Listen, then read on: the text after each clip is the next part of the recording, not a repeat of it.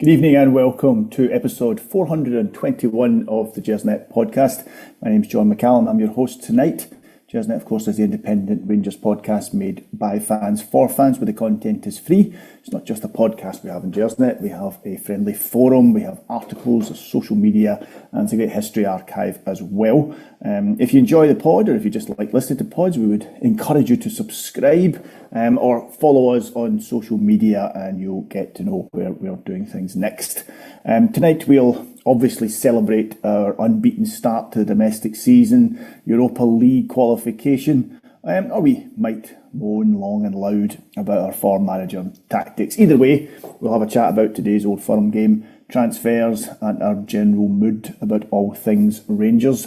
Before we do any of that, though, I have to mention our sponsors, Forrest Precision Engineering, without whom this podcast would not be possible. They are a subcontract Glasgow-based engineering company, and they have been a big commercial sponsor of Rangers now for many years, and we are delighted that they are backing our podcast again this year. You can find out more about them if you visit forrestprecisioneng.com. Now, you may more be interested in the Forrest Precision Executive Lounge, which is a hospitality area in the main stand. And it is available if you want to book it or visit it. And you just contact the club directly at hospitality at rangers.co.uk. Okay, so I'm joined tonight by the Statler and Waldorf of Gersnet, Stuart Weir and Robert Fawcett. It's going to be an upbeat, cheery night tonight. They've brought out the young guns with all the enthusiasm, and it's going to be like a TikTok night here tonight, I think. Stuart, of course, you've probably spent your summer in the Côte d'Azur with the Mediterranean jet set, where poor Bob was a long weekend in a caravan in Arbroath. But I'm sure you're both delighted to be here and watching this current Rangers side, one way or the other. So look, let's just get straight to it, right? Let's just get straight to it. So Stuart, let me start with you. Today, was it a point gained or 2 points dropped? Well, I will, first of all, thank you, John, for that fantastic introduction there. The fact you said an unbeaten start to the season and then highlighted the Europa League qualification, that has just set me off this evening. I'm on the up and up. I'm like a Polaris missile in vertical takeoff here just now, ready to go. 0-0 at Ibrox today. Is it a point gained or 2 points dropped? Wait till you hear this for an answer. It's actually both. I think things are so bad at Ibrox just now. Many will look upon it as a point gained. Personally, I think it's 2 points dropped. I don't think Celtic are in any great shape. I don't think Rangers should over-celebrate the fact that they kept a clean sheet and took a point when maybe they could have taken three against Celtic. This is a Celtic team, remember, that went out of the Champions League by not scoring a goal in 210 minutes. So the fact they couldn't score against Rangers is no surprise to me. All it would have taken was one concerted effort, I think, to actually get a goal, maybe even two. Maybe I'm kidding myself on, but I honestly think it was 2 points dropped, because these are the kind of games that, however you're playing, whatever form you're in, when you go into these games, this is a home match against a team you must beat in Rangers Field. Yeah. Look, we'll go on and talk about the game, Stuart, and we'll go on and into a bit more depth. But Celtic at home, in the form we were in,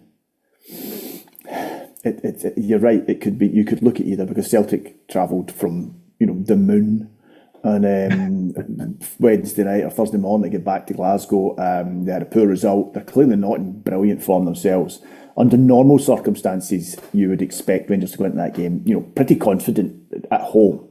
I think the team last season would have won that game. I don't know what that tells us. Robert, the starting lineup. Let's have a look at that. There was a return for Tav, Miovski starting. No Rothwell, no Aarons, no Raskin, obviously. What was your thoughts on the starting lineup? So I think if you were to put Raskin in that starting lineup, maybe in place of Barron, I don't think you'd have been too disappointed, to be honest, because I think it probably was, with maybe the exception of Moore coming in as the main surprise for Ant-Man, probably one of the stronger lineups that we could have picked. It was good to see Tav back in, and I think his performance demonstrated why he is. While we still need to maybe manage him and look at succession planning, he's still a better player than Aaron's at that right back position, and I think he proves it today. Um, the big thing for me was actually Martin changing his shape a little bit today, because obviously Barron and Diamandi were then sitting a little bit deeper, and we've seen lineups where I'd hoped that would happen before, but today he actually did tweak it a little bit, and it probably did make us a little bit more solid. But like Stuart said, it was a little bit disappointing that for all of the defensive work that we'd done, we were a bit toothless up top, and that's no disparaging remarks on Miovski, because I thought he actually put a really decent shift in, but I think it's just where we are at the moment that we had been giving up too many chances. At least today we sorted that, but it's now looking at how we get the creativity in with the likes of Gassam, Asgard, Moore, and whoever that striker is going to be. What did you make of Asgard? I think he did a good job defensively today. I think with the ball, he lost it a wee bit too many times, but it's very hard to judge him because he's coming back from an injury. He's not going to be up to fitness. I think the one thing that I would say is that it did seem to slow a little bit when it got to him, and he probably did want to take too many touches on the ball. But I'll forgive him on this occasion because it's his first Old Firm game in an atmosphere like that, and he's not really had many minutes under his belt since he came back from that injury. I think you saw the difference when Barami came on the pitch. He was a little bit more active and a little bit quicker with the ball, but some nice touches. Did the defensive work today pretty well because I think he kept McGregor pretty quiet, which is one of the things that you've got to do. But he didn't really offer much in an attacking sense, which is the reason why he was brought to the club. Again, he had a. He's supposed to be a creative player. Yeah, my son described him as Tom Lawrence with bad hair. Well, There's somebody should be sitting here this evening there. He thinks that as well, to be fair, yeah. Certainly a better agent. Absolutely. A better father. Well, maybe perhaps. I could possibly comment on that one, Your Honour. But I just to touch upon what Rob said there about Tavernier.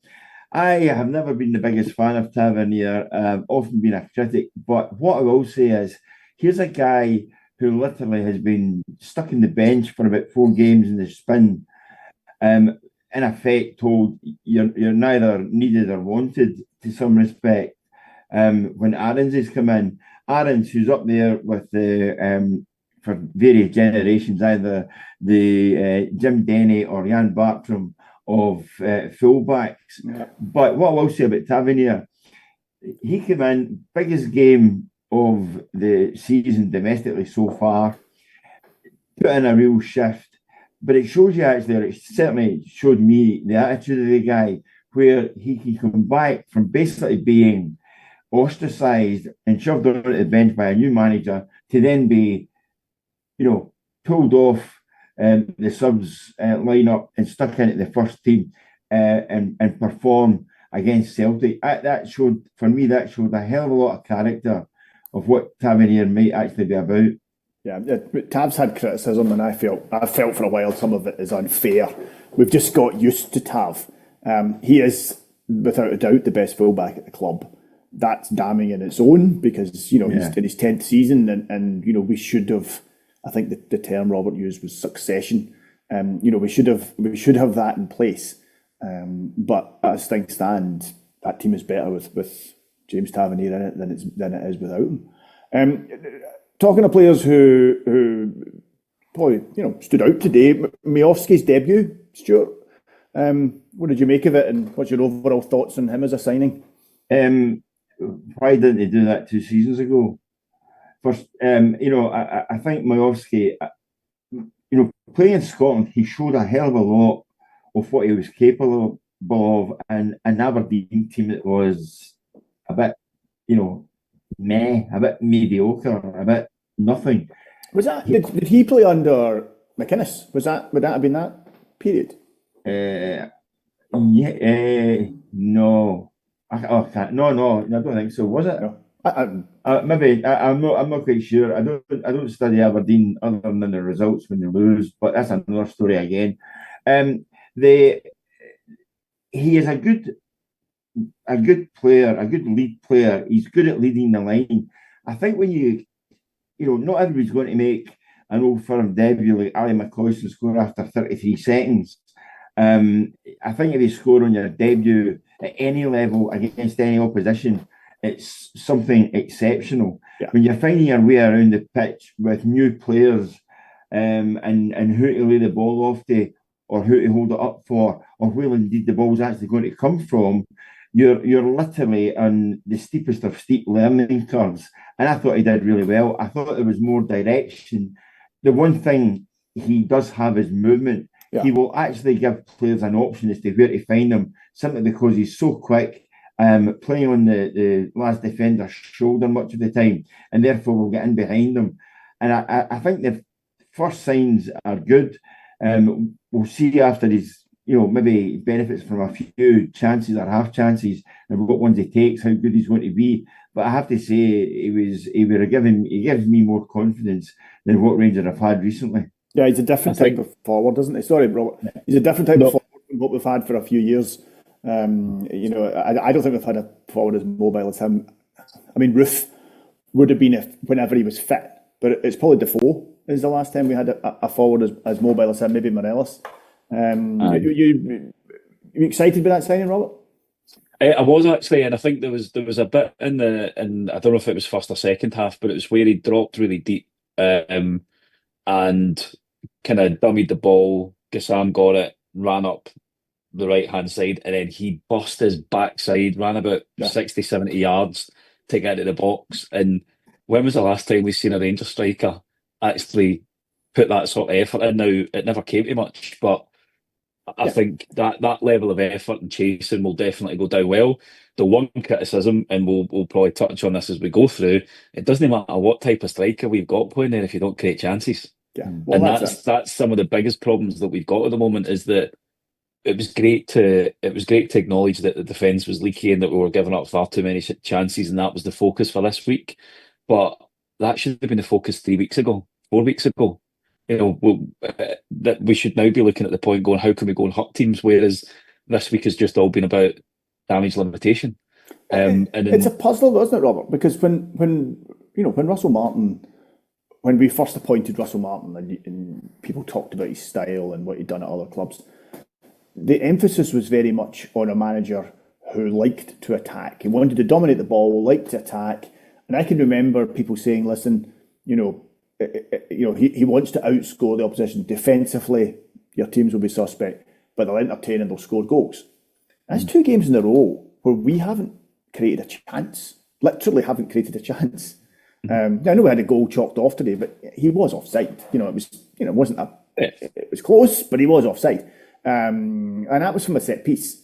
But we're not creating chances just now, and that is strange. It surprises me. What's the problem? Why are we not creating chances?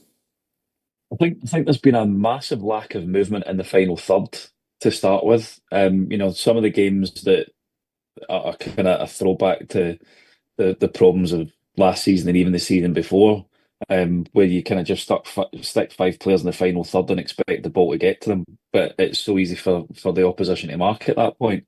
I think the pace of play has been a real challenge as well, because when we do get the opportunity, we're too slow on the ball and allow teams then to get back in and get their shape back. But it's also the real disappointing thing has been how careless we've been with the ball in the early part of the season. And again, I don't know if it is because that we are trying to do too many things too soon, and rather than the manager going, right, we'll focus on one thing to get right, like he has done this week, and he got his reward because we did get the clean sheet. but sort that bit out first and then you add things to it rather than trying to completely and utterly revamp the whole style that he's wanting to play from day one. And it was evident, St Mirren game, they've got 11 new players, but they didn't look like they had 11 new players in that pitch when we played them, because the message that Robinson was probably giving them was much simpler than Martin. And I think he's probably trying to be a bit too clever for his own good. So it was good to see him actually change that today and put Dio and Barron in there as sitters, because it did give us a bit more protection. Now, obviously, that sacrifices a wee bit more in the creativity. But the only game we've really seen anything has been the Pilsen home game, which we had a good, 60 minutes. I can't think of many other good sustained periods of play that we've had since he's come in as the manager. And as you say, the whole thing was dominating the football, high intensity, good passing outfit and being on the front foot. And we haven't really seen any of that. And I think that's the big frustration thing. And the positive from today is that we saw a bit more endeavour and effort from the players. But as we said before we came on air, that's the bloody bare minimum it should be delivering. We shouldn't be praising them for putting the effort in. We want to be positive about the team, but that's the cost of entry when you play for Rangers, is to do that sort of stuff.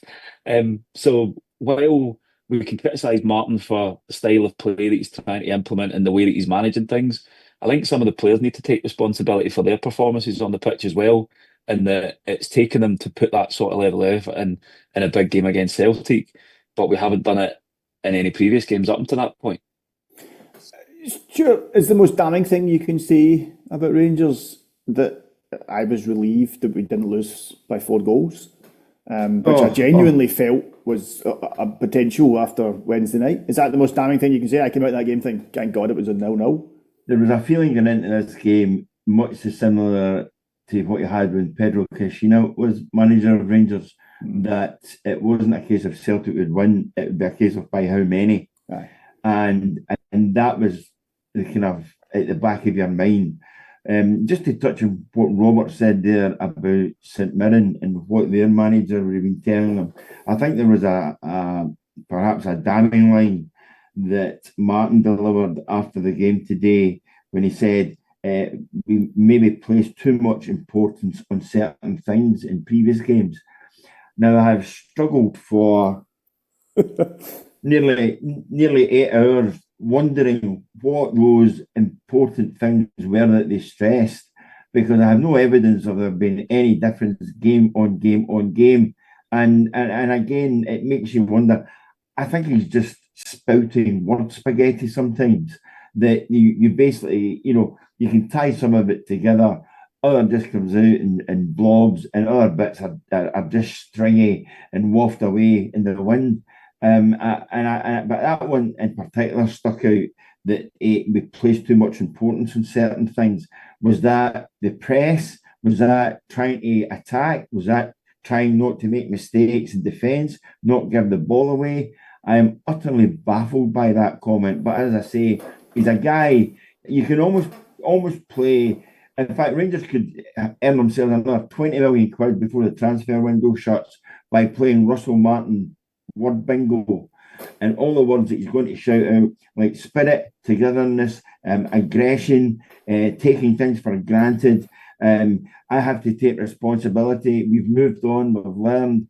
We know all these things. If all of these things have to be explained to you as a Rangers player, you should not be a Rangers player. Yeah. Don't forget harmony in that, Stuart, as well, for the bingo, just in case anybody's listening to remember that. It's obviously a lover of hair salon products and harmony. A wee bit of harmony here and there wouldn't go amiss on him. I still think he looks like the geography teacher who's landed lucky, or actually maybe more modern studies. Get yourself a shirt and a tie and some brogues. Make yourself look the part, and maybe you'll feel the part then as well. As somebody who has no need for harmony or any other hairspray, for that matter, I couldn't possibly comment on that. Just to pick up on what he said about things we've focused on in previous games. The lineup, Robert mentioned this, the lineup was different today. We changed how we played. And that's certainly been one of my biggest criticisms. And anyone who's seen what I've been writing on the forum of Gersnet, one of my biggest criticisms of him is this lack of pragmatism. For me, a manager has to be pragmatic, has to look at the players he's got and say, right, I may want to play a certain style of football, but these players aren't capable of it. So I have to adjust my game to suit the players I've got until I can get the players I want.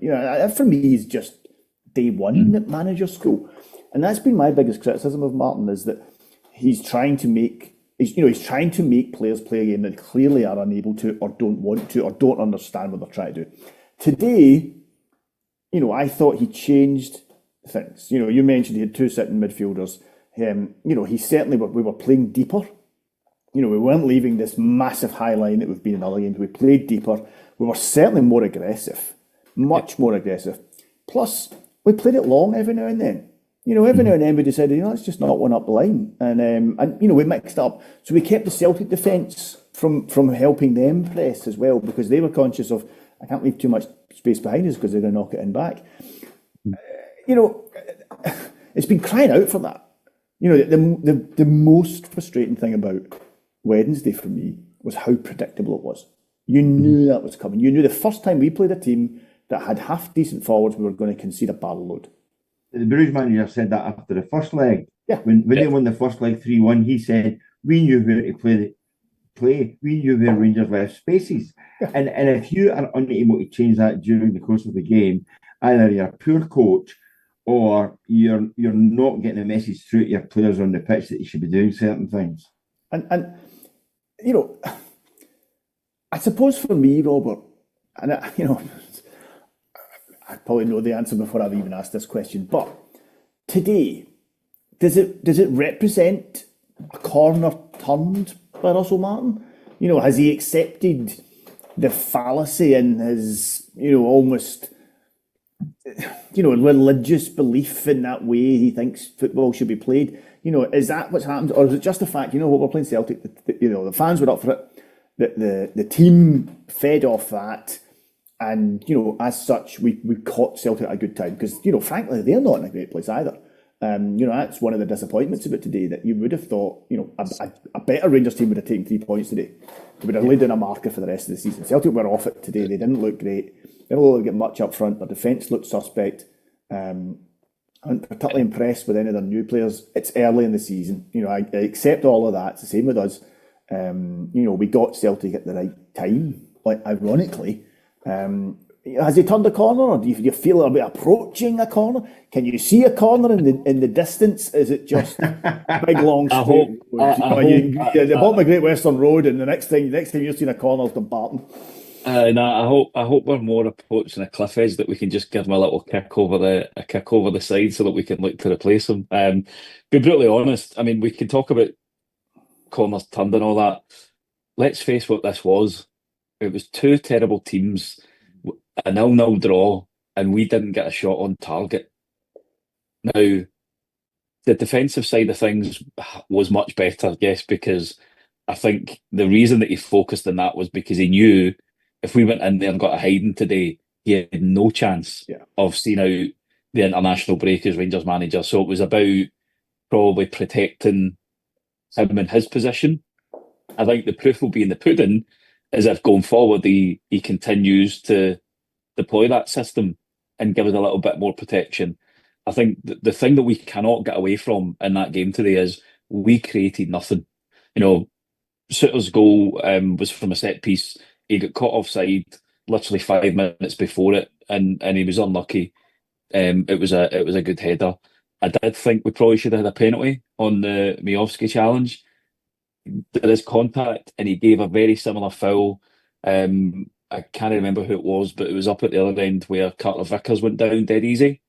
So if that's a foul, the one in the box has got to be a foul, and the fact that VAR didn't even look at it, again, there are some questions there. But for Martin, he's going to have to do a hell of a lot more to win over the fans than a 0-0 with no shots on goal against your biggest rivals. You're right. There was a really good opportunity for us to try and take 3 points against them today and cut that gap to 3, and get a little bit of credibility back. Now, I think all of us were worried about getting into this game and the potential that Celtic had, but you saw the results that they've had in Europe. they're not exactly firing all cylinders at attacking sense either. So for us just to focus on the defensive side, I can understand why he's done it. But for me, it is really disappointing to walk away, because that's a better result today for Celtic than it is us. That's a game at Ibrox that they would have bitten your hands off for a draw at the start of the season before a ball had even been kicked, with a view to then winning the home games. And yeah, for me, it's definitely the 2 points dropped, but he's going to have to do a lot more to win the fan round. And I think we'll talk about one of the things that might not end well for him, which is a certain player that wasn't in the starting lineup today. But it's a step forward, but it's a baby step forward, John. Let's not kid ourselves. I think, I like to try and be positive, but yeah, you do. To be fair, it's just where I am at the moment, unfortunately. I think it's a baby step after you've tripped. You know how when you trip, you take a lot of wee steps. I think it's more like that as opposed to just actually a baby step. It's somebody I know through Rangers, and I respect his opinion on things Rangers, and him and I were talking maybe a week ago before the Bruges game, the second Bruges game, and he said to me, you never wanted Martin, you weren't happy with his appointment, and you've basically been critical of everything he's done since he came to the club. You haven't given him a chance, and I thought about it. I thought, is that true? Is that the case? Is this a self-fulfilling prophecy for many of us? And he is right. I was underwhelmed by the appointment of Martin, but I do genuinely believe that, had we started the season, not necessarily qualifying for the Champions League, although I think we did miss a good opportunity there. But had we started the season showing, what we had been told to expect from him, a team that attacked, that dominated the ball, that created chances, but was suspect defensively. If that's what we'd seen, I think most of us would have been willing to give him a chance, on the belief that, right, okay, if he can sort the defence, we've got a real chance this year. But I genuinely think that it's been some of the worst football I've seen Rangers play. And what's been frustrating is this inability to make a change. You mentioned Pedro Coutinho there. Coutinho, that was not a happy period. But at least he tried to change it. He tried to change the tactics. He tried to do things. It didn't work in the end. But he did try. Murty tried. There's been Rangers managers in the past who, have tried to change things when things weren't working. Today was the first time I felt he made a change. He accepted, this isn't working, I need to make a change. Like you, I don't think we've turned a corner. But if he has at least accepted the need for pragmatism, then, I don't know, because it doesn't look like he's going anywhere. That's a great word. It's a great word, John, in terms of Rangers managers. There was none more pragmatic than Walter Smith. Yeah. Regardless of what anybody says, Walter was the most pragmatist you could ever meet. I mean, he once put a team out at Celtic Park with 5 centre-backs in the team. Now, it was basically, I don't care if it's 0-0 in this game, which it turned out to be, we are not going to lose it. And they didn't lose it. But there's a difference doing that from that position when you were going to Celtic Park and saying a 0-0 draw is good for us, as opposed to, I think, what Russell Martin's position was today, let's not lose and go into international break and I might still be in a job. And I think that small level of pragmatism, if he admitted it or could even, get hold of it and maintain that over a number of weeks and games, I think people might say, yeah, we see what you're trying to do. I think the next time they come out, it'll be like the cavalry charge again. It'll be like, Battle of Crimea. That'll be basically bayonets and sabres drawn. Let's go for this one. And who knows what might happen. Well, I mean, we know what will happen if that's the case. We know fine well what will happen because we're playing Hearts, who are in decent form, who are managed by the ultimate pragmatist in Derek McInnes. It's not always pretty, but he works with what he's got, and at Hearts, they're a bit of momentum there. So, if we haven't learned anything, then I think we know fine well what will happen. Stuart, let me stay with you. Let's leave today's game and look at the transfer window. Sorry, John, there's enough in this house without you coming in to stay with me as well. So, But let's start with a trip to Lanarkshire might be nice, we change of scenery. Let's have a look at the transfer window, and first of all, let's look at who you think will still be at the club come Tuesday morning. Strong rumours tonight that Dessers is leaving, I think, for Greece, is what I've read. That's been rumoured for a while. That's one of these ones that's been on the rumour for a while. John Travolta can't play the part anymore. Frankly, I think Dessers is more the Olivia Newton-John part myself. But anyway, there's the belief that Dessers will leave after the St Mirren game, when he was talking about Egerman refusing to come on. Martin basically said that Dessers was looking to leave and was handling it differently. So that looks like a high possibility. Raskin, for all the talk on Friday at the press conference, Raskin looks like he is definitely, he's definitely looking like he's going to be, if certainly not leaving the club in the next 24 hours, not getting a game for quite a while. Who do you expect to still be at the club on Tuesday? I don't know if you have any insight into that or if it's just gut feeling, but who do you think will still be there? Because there's kind of feeling something of a scorched earth policy going on just now with players who were there prior to Martin. Yeah, I mean, I sort of listed some of them here. So the two you mentioned there, Raskin and Dessers. You've got King, Nyala, Matondo. Oh, they want rid of them. Barami and Cortez, they probably wouldn't say no to them leaving as well. So that's 7 players. If you are looking to move out or shift 7 players in the space of the next 24 hours, good luck. Because there's some of them that you won't touch with a mucky stick. And I think this is either Kevin Thelwell's big opportunity to prove what a mastermind he is in the world of real life panini stickers, or he's going to fail miserably. What I would say is if he employs the Keir Starmer approach of 1 in, 1 out, who will, how many of those will come in, how many will go out? The other thing is, how many will be permanent signings? Because I think fans are getting gradually worn down by the thought of players coming in who won't be their own after 11 months. And also, will there be a marquee signing of any note to replace the name you mentioned earlier, Raskin? Because I think there would be a real outcry if Raskin was allowed to leave in this transfer window, and you don't bring in somebody. I'm not saying like for like, because it's going to be very difficult to find a young player as highly rated or as highly thought of in such a short space of time. But you're looking for somebody who's a name that would hold down a regular place in that Rangers team, because by God, they need something to celebrate.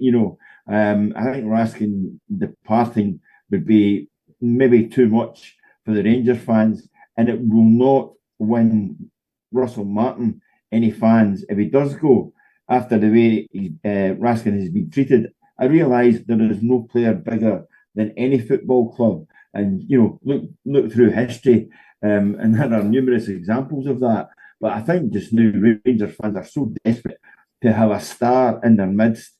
If that shooting star was allowed to leave, I think there might be a bit more shooting going on in the background. Do you think there's any? I mean, there's surely. Sorry, Robert. There's surely. I mean, Raskin's going one way or the other. I mean, he's clearly fallen out with Martin. There's only ever one winner in that fallout. It's a question, surely, if he's going to loan or if he's being sold. I mean, I'd be amazed if Raskin was still at the club on Tuesday morning. I don't think it's about winners. This one, I think that it'll be loser.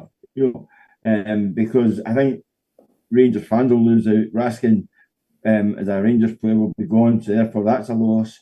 But I think anybody who basically sanctions getting rid of Raskin just now is running the risk, a grave risk, of having the fans turn against them. And those are fans, remember, that are already, he's in nobody's Christmas card list Russell Martin, and he will be seen as the panto villain if this happens, because he was the guy who singled Raskin out. He then dropped him, and now he came out in Friday at the presser with such a spurious line that it was disproved within half an hour. I mean, I remember actually Jock Brown at Celtic coming out with a line that was disproved as I answered my phone in the car park.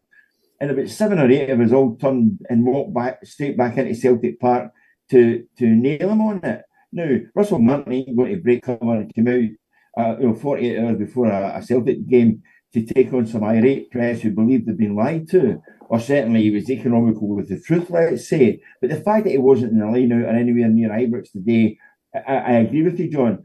Raskin is history, as far as I'm concerned, be it in loan or for a period of time or actually transferring him out of the club. But either way, Rangers are not going to be able to use him. So they need to bring somebody else in who's going to fill that void. Yeah, he certainly needs replaced. But remember, there cannot be a breakdown in relationship because everything's based on honest and open communication. So, and I think just touching on the Raskin situation, I think there's two angles to this. I think if there was a contract offer on the table for him and he was keen to sign it, we should have been building a team around him and getting to sign that extension. And that should have been from day one in the window. If there isn't, then I think even before Martin became manager, majority of fans would probably have said now is the time to sell Raskin because that's probably when we're going to get the biggest return for him. Now, there's obviously Martin has kept going on about people that want to be in the building, people that have got 1 foot out, etc., etc. Whether he views Raskin as having that, we're never going to know. If the window does close and he's still here, it forces both of them to put their egos aside and actually work together, because if he is here, the best thing for both Martin and Raskin is for him to be in that team. Because let's face it, as a 6, he is the best option we've got. Rothwell, can he cut it there? Barron, I'll give him his credit, did a really good job today and played really well in that position after not being near the team at all. And Dio has had a lacklustre start to the season, but turned in one of his best performances for a while. But you cannot leave a Belgium international sitting on the sidelines. You've got to swallow your pride as a manager and do whatever it is to get him back in that team. Because I'll tell you something, some of our players in the past have been difficult to manage. You know, Barry Ferguson, one of our best midfielders, I guarantee you he wasn't exactly an easy player to manage, but he was a winner and he wanted to succeed. Raskin, I think, has got the same bit about him. And you need players like that. Yeah. You need that in the team because we don't have enough of it at the moment. And that's where it might work in our favour. That if nobody meets the valuation that we've got, and I hope to God we don't sell him on the cheap just to get rid of him, we can't loan him. We need to, if it is going to be a loan, it has to be a loan with an obligation to buy, because you're just giving an asset away for nothing for the next 12 months. So there's going to have to. Sorry, it's not as if there's anyone like, I don't know, anybody can out and singing his praises about how good this young guy is to play beside. I mean, if Kevin De Bruyne came out and said this guy is really amazing and I love playing beside him, you would listen. Oh, actually, he did say that, didn't he? You know, I mean, this is what's farcical about Rangers just now. People, go on the internet or they pick up newspapers or magazines, whatever it is, and they see the words of Kevin De Bruyne. Kevin De Bruyne, who's won everything in England, is an international of the highest esteem, is a fantastic player. Even now, he's going into his sort of pensionable years. But it says that Raskin is somebody who could build a team around, and the fans are reading that, and all of a sudden he's no longer needed or required or surplus to requirements at Rangers. It's an absolute folly, and and this thing about winners and losers, I can only see this Rangers being losers in this whole thing. Yeah, absolutely. I think that is the point, and it'll come out in the wash one way or the other, I think, in the next 24 hours, because he'll either be away and will accept a bid, and I think Wolves, West Ham and Crystal Palace are sniffing about him at the moment. But the thing about Raskin as well, he cannot afford not to play. This is a World Cup year for Belgium. So again, if you're a smart manager, you use that to your advantage to say, right, Nico, these are the things that we need to work on. I'll back you. I'll put you in the team, but you're going to have to step up to the plate and do the things that I'm going to need you to do. And that's where the two of them, if he doesn't get sold, are going to need to knock their fucking heads together and talk to each other and get it settled out. Now, whether, as we've seen with Martin, he can be a little bit arrogant and aggressive in some of the press conferences. If he's like that with players, that might rub them up the wrong way. Who knows? But I think you're right, Stuart. The only people that are going to lose out in this whole situation is going to be Rangers Football Club, because we'll lose a good player and we won't get the value that we should have got for him. Correct. The thing about Raskin, and it's the same with Igaman as well. I think if you asked us in June, if the three of us had sat down in June, we would probably have sat and said, you know what, it's a good time to sell Igaman. It's a good time to sell Raskin. If we get the right offer, you get decent money in. That's what the club has to do. Find players like that, bring them in for a season or two, get the best out of them, move them on for a profit, use that money to bring in, better players, and that's how the club has to function. What's frustrating about Igaman as well as Raskin is how it's been handled. Mm-hmm. Yeah. If everybody knew that was how this was going to work, particularly with Raskin in the stages in his contract, then fine. Find it. If West Ham are interested, if Crystal Palace are interested, they're clubs with decent money playing in the English Premier League. I'm astonished if a deal couldn't be done with one of those two. Unless we're looking for crazy money, I'd be astonished if a deal couldn't be done with one of those two. But do it in time that you then are able to go and find the replacement and bring that person in. And I think that's what's most frustrating about this. Isn't that Raskin's going to leave? It's how he's going to leave. And every day that this goes on is a lower bid, because we're then up against it, knowing there's a player. We're keeping a player who's unhappy, who's not getting on with the manager. It puts us in a difficult selling position, and that's a shame. And Robert, to stay with you on that, what's been your view of the window? What does it tell us about what the club are trying to achieve? Because it's been a funny window. On Wednesday night we started up with a defence with Suter, who's going into the last year of his contract, and then three guys on loan, which baffles the life out of me. We've got one left back at the club who's 18. Are we just going through till Christmas? To the January window with one left back. It's mental. I think you still need a left back, a left centre half, a striker, and if Raskin goes, a midfielder.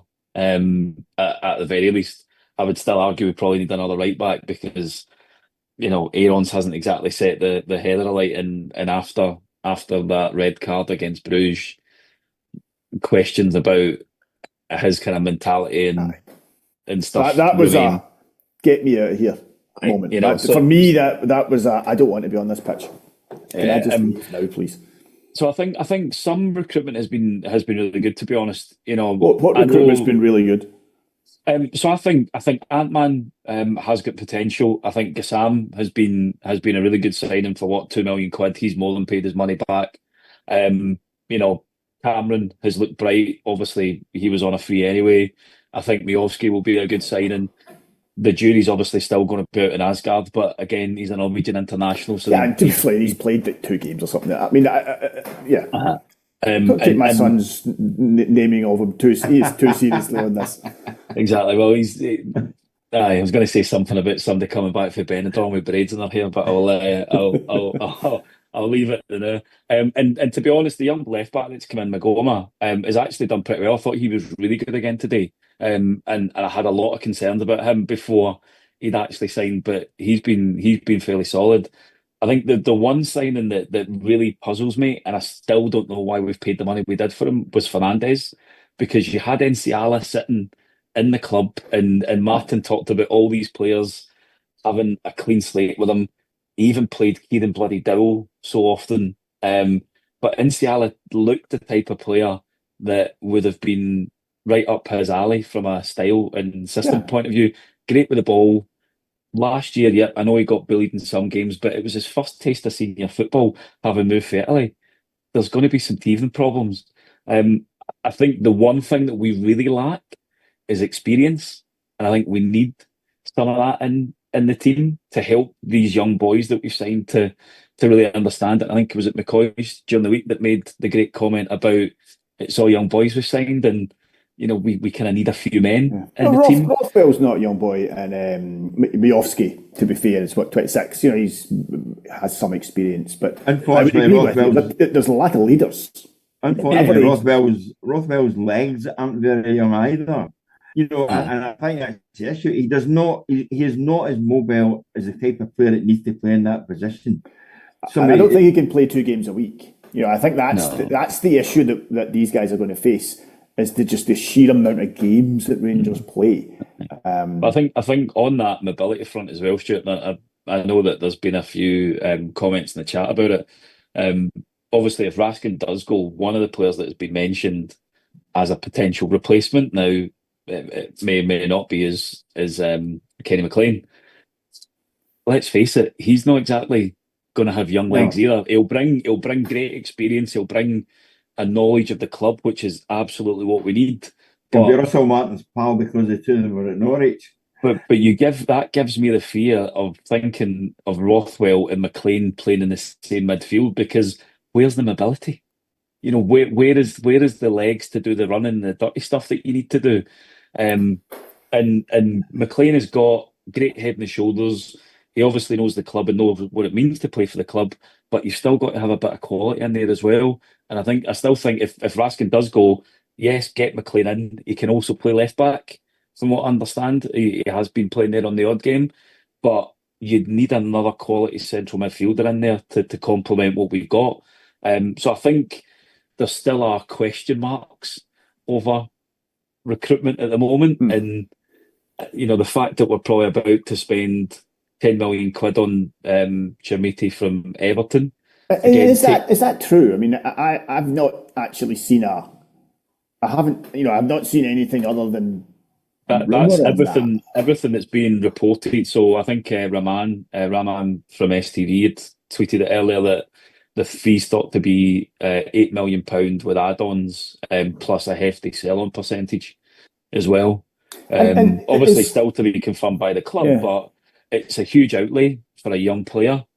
It may well turn out to be fantastic, but I think fans are rightly nervous about that sort of stuff, because 8 million for us is a massive, massive outlay. 8 million for us is what we should be selling players for. Surely we're in the £2 million, £3 million market to sell for 8 million. Or more, but obviously, but an £8 million player in our current. Had we qualified for the Champions League, you could maybe say, well, you know what, they've come into a bit of money, they've decided to take a gamble. But at the utterly baffling signing if it happens. Yeah, but at the moment we're almost at a net even from a spend point of view because of the transfer fees that we've received so far. So there is the comment there that the Americans have still got money to invest in the club and in the playing squad. So we've been linked with Cornelius, who looks like a decent option at that left centre half with Marseille. There's a bit of debate as to whether it's going to get pushed through, but he would be the ideal profile for that left centre half position. I saw we've been linked with another striker today.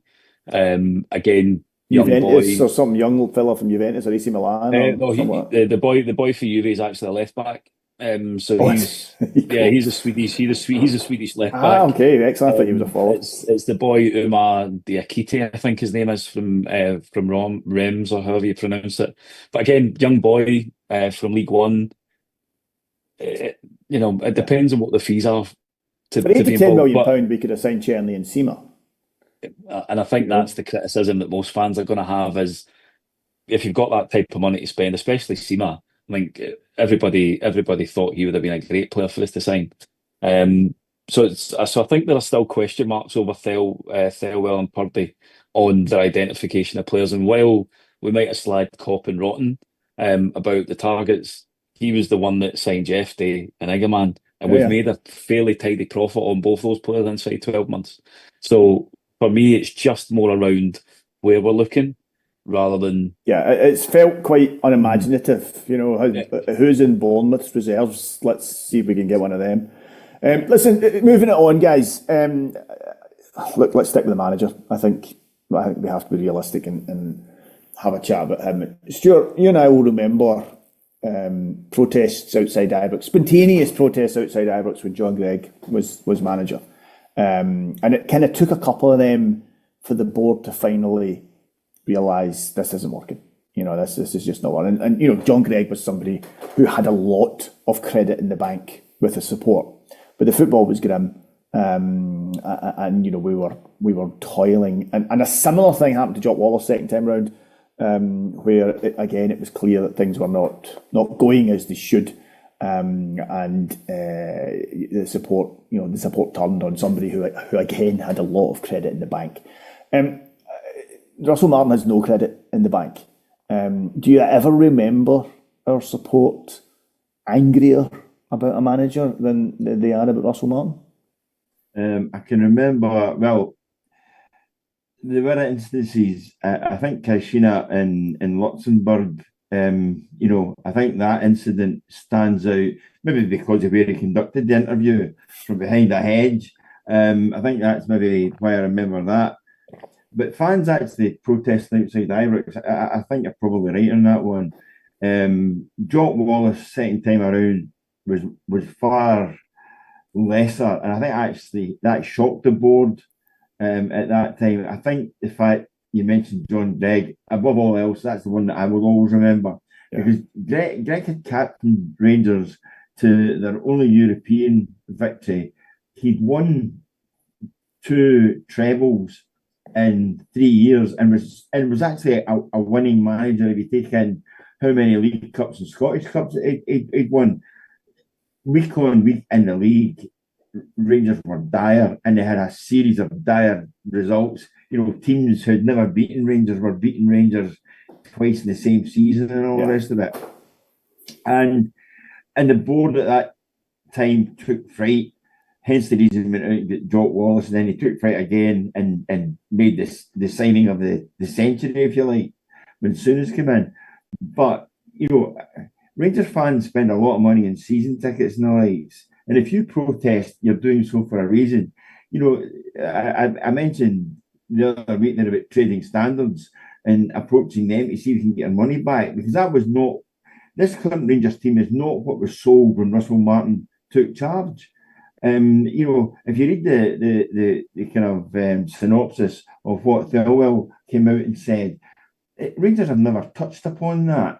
And if Rangers fans were to mount protests, the one thing, remember, it's one thing those ensconced within Ibrox seeing that and dealing with it. It's quite another thing for the US investors to see that or hear that, because they're far twitchier than anybody. They don't like protests. They don't like people noising up the club. And least of all, they don't like dissatisfied customers, because they're still trying to sell shirts and seats and hospitality packages and all the rest of it based over a season rather than just now in the here and now. So, again, Russell Martin, as far as I'm concerned, Russell Martin got away with one today. I made a point earlier on.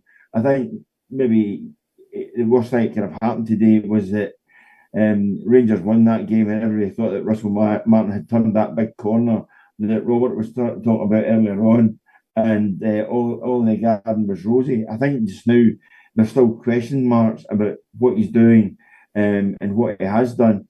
I think Rangers don't have another game for a couple of weeks until they play Hearts.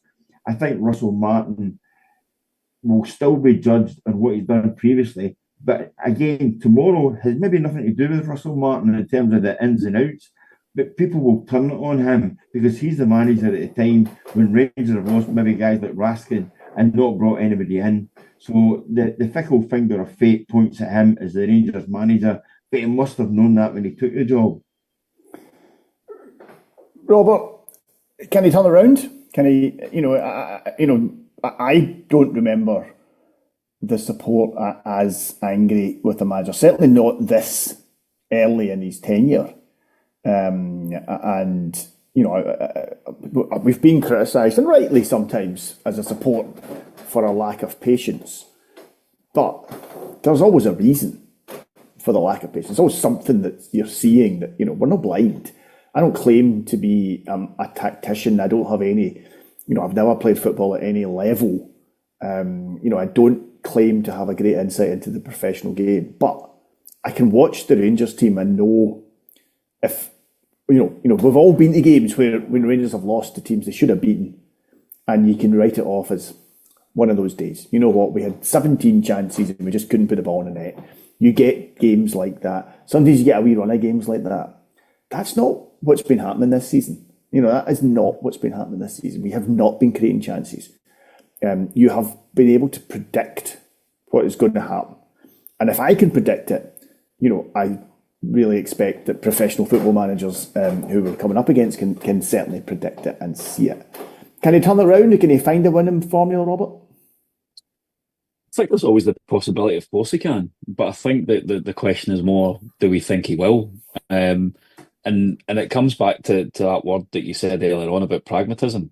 I think if he continues to look at how he can tweak and improve the performances step by step, which he should have been doing since he came in through the door rather than trying to revolutionise everything, then fans might get behind him, because ultimately we want a winning Rangers team. I don't think many of us care who the manager is.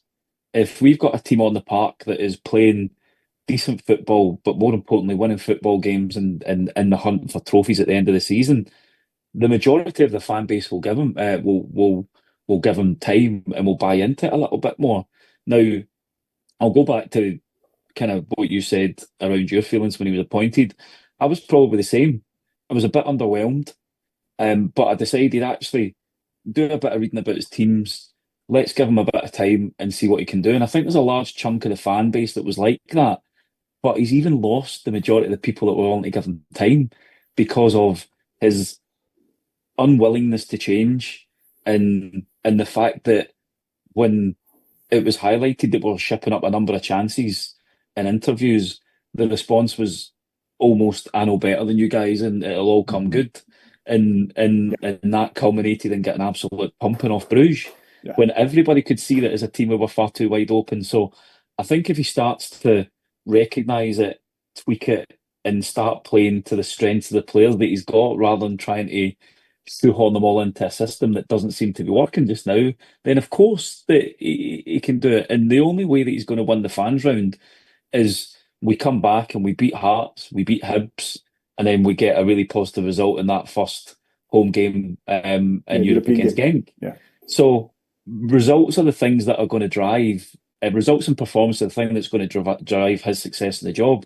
If he gets them, people will buy into it. And I think I'll always go back to that Pilsen game at home. 60, 70 minutes of that was great. It was brilliant football. We actually knocked the ball about really, really well. We scored 3 good goals. And that was the platform at which you could build on.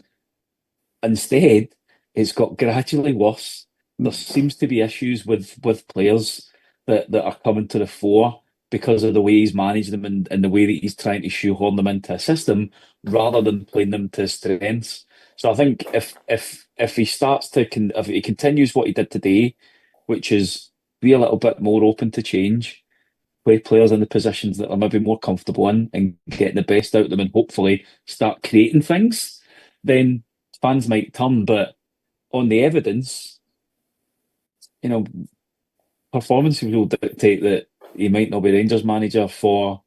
He'll certainly be Rangers manager to January, I think, based on what the board and what's been said about their backing of him today. Whether he sees past that, I don't know. Is he lucky in that ultimately the people who own the club don't live locally? They don't go into the supermarket and see the headlines on the back of the papers. They don't get stalked by the people they know who tell them how bloody awful we are just now. They live, I'm assuming, in America, wherever it is they live, but it's certainly not around here. So they are removed physically, and I think in many ways they are removed. They're quite remote from what's going on in a day-to-day in Scotland. So they're not going to be applying pressure in the way they're looking at this and saying 4 draws. You know what? Okay, that it's not the best start, but that's okay. And then you've got Thelwell, who's come in from Everton. I don't know if he lives. I don't know if he's living locally. I don't know if he's commuting up and down or whatever. But he's not from here. You know, he isn't. He doesn't have his finger on the pulse in the way that previous incumbents in that role would have had. So is Martin quite lucky? You know, when he talks about having this support, when he talks about having their backing, is it simply because they don't get it? They don't get why we are so angry about this. I mean, you know, the people who were left at the end tonight, I don't know if you noticed, I don't know if you were still at the game or not, but he was booed. Yeah. Martin was booed going up the tunnel today. You know, that's pretty rare for a Rangers manager to be booed at a Rangers Celtic game at Ibrox, you know, after a draw. You know, so and the two of you have, I think you're a perfect example of what we've been saying. You both remain sceptical of you know, of what he can do and critical of what he's done. And I wonder if he's lucky in that he doesn't, you know, I think if it was the board from last year, Martin's gone. Because they're here. They feel the pressure. They understand the support sentiment. The supporters themselves, I think they would have, you know, he would be gone by now, frankly. But that's not the case this year. And might that play in his favour, Stuart? I mean, do you think he'll still be a manager, say, by the Hearts game or even by the end of this year? I think, I'll be honest, I think we've got it completely wrong about the Americans. The Americans will have people there harvesting and trolling for every word about Rangers and Russell Martin online. And what you get online are the biggest dissenting voices, be it on X, be it on Facebook, be it on forums, be it on panels. They will know everything that's going on. And they will ask the question of people here, what does this mean? What does that mean? What does the next thing mean? They are the best informed people. You only need to, if you want an example, you only need to look at the likes of Tom Brady going into Birmingham and giving you a step-by-step of the process that he worked his way through to find that Wayne Rooney would not make a manager at Birmingham. He was the most knowledgeable person you could have spoke to at any point in time about what was going on at Birmingham City. He's a quarterback. He's the most outstanding MVP of all time when it comes to quarterback and an American football player. Yet he knew this association soccer ball inside out. Because why? He did an investment in it. And these Americans might be, you know, thousands of miles away, but they will have their fingers all over this. And most of their fingers will be on the pulse, and it'll be on the pulse of Rangers fans, because they know that every disillusioned Rangers fan is more criticism at Russell Martin, and also the chance that these fans will turn away and go and do something else. Yes, you've got their season ticket money. Yes, you've got their season ticket money maybe forever more. But all the stuff that you'll sell at Christmas, all the new shirts that you want to sign, everything else in and around Rangers that you want to sell to these fans will not go down well at all. Why? Because they'll be looking at it. Why should we invest when you're bringing in this absolute garbage? And that's what most people see just now. Yeah, and I think just to come on that point as well, though, I think we as fans need to be ready for this, because everything that was said about them from a Leeds perspective is they don't care. They care about what is the best decision for the club and the direction that they're trying to push that club in. And whether we like it or not, they might actually believe that Russell Martin as manager is the best decision that they can make just now for the job that needs to be done in the short term. And whether we agree with that or not, they might pay no attention to that, because ultimately they have come in and said they want to get us winning again. Now, us as fans are going to be much more passionate and emotional about that than they will. They'll have a bit of a detachment to say, we understand that there's going to be short-term pain, but this is the direction that we're going, and this is where it's pushing. So I think in that regard, he's lucky that he's got them, because they might not make a knee-jerk reaction like the old board potentially would have. But if they don't see improvement soon, that's going to damage their investment, and I think that they will look to make a decision. But the one thing they are doing is backing him by signing players, and they've given him the time just now because they've made it quite clear that they aren't going to get rid of him in the short term. Yeah, Americans are quite quick at making decisions. When your time's up, your time is up. There is none of this. Well, we'll give you another 3 games, another month to see what happens. You're saying that about the pain. They don't understand the pain that Rangers fans are going through. What they will understand is the pain in their pocket when they suddenly see that Rangers aren't playing the big matches that they're supposed to be playing. They're not winning the trophies they're supposed to be winning, and all of a sudden their stock is going down, and that's when these guys start to blink.